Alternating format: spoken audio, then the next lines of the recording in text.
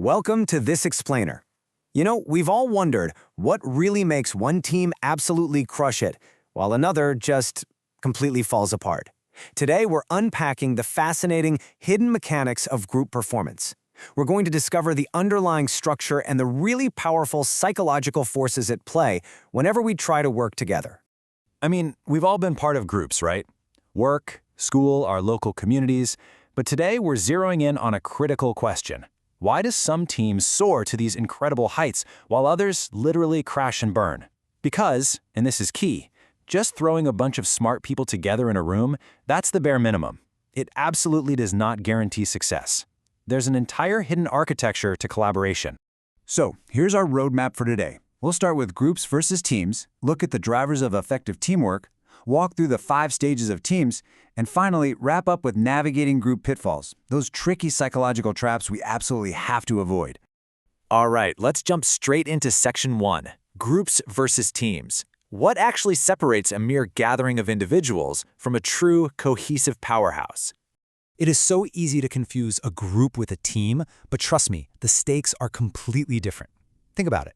A group is mostly focused on basic interaction. They have some common goals, maybe a shared identity, sure, but they're basically just existing in the same space.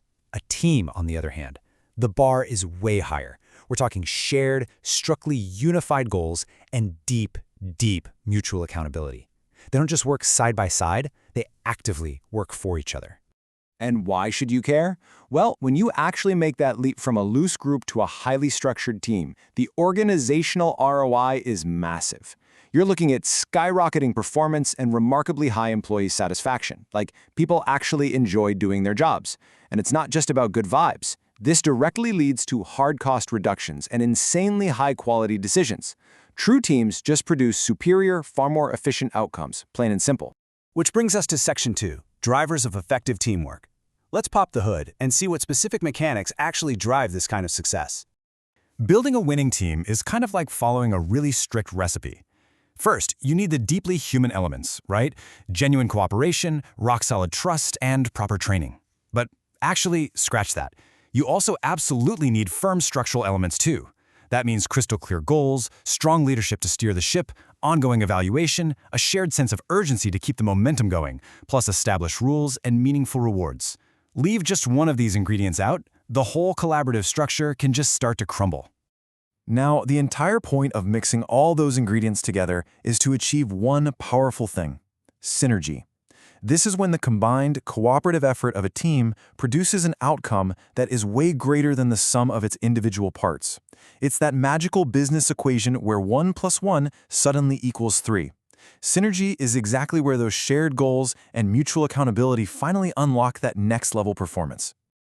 And the beautiful thing is, these dynamics apply literally everywhere. Whether you're navigating a high-stakes formal management team, running a virtual problem-solving squad across 5 different time zones, or even just hanging out in an informal friendship group, the underlying mechanics remain exactly the same. Grasping these foundational dynamics is absolutely essential regardless of the structure you find yourself in. Okay, moving on to Section 3, the 5 stages of teams. Because every single team goes through a very specific chronological journey. Every time you gather people together, you're going to experience these 5 distinct growing pains. First up is forming. Everyone's polite, but honestly totally unsure of what they're supposed to be doing. Then comes storming.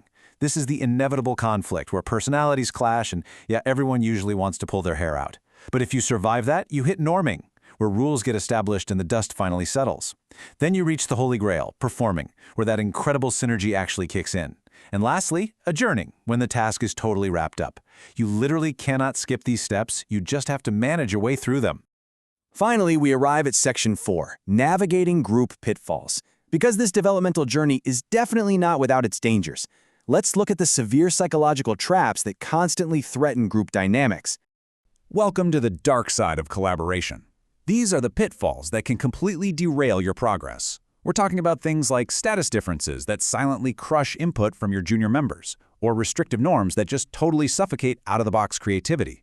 And then we have the major psychological traps, risky shifts, polarization, and groupthink.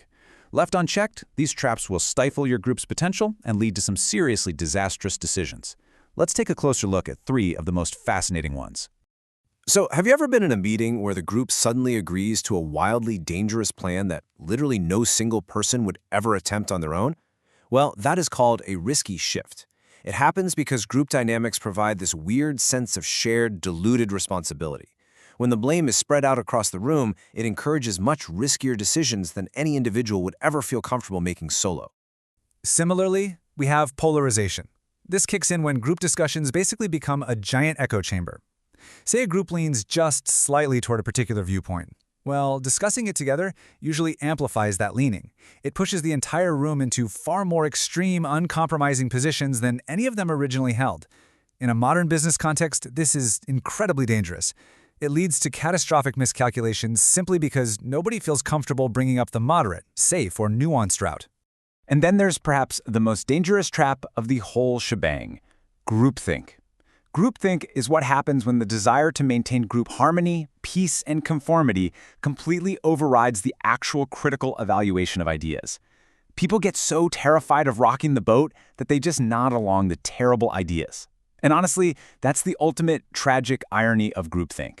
That deep desire for peace and harmony is exactly what causes the biggest organizational disasters. So, as we wrap up this explainer, I want to leave you with a challenge. Look closely at your own real-world collaborations right now. Are your groups true, synergistic teams operating at their absolute peak, or are they just echo chambers waiting for the next disaster to strike? Ultimately, the structure you build dictates the answer. Choose wisely.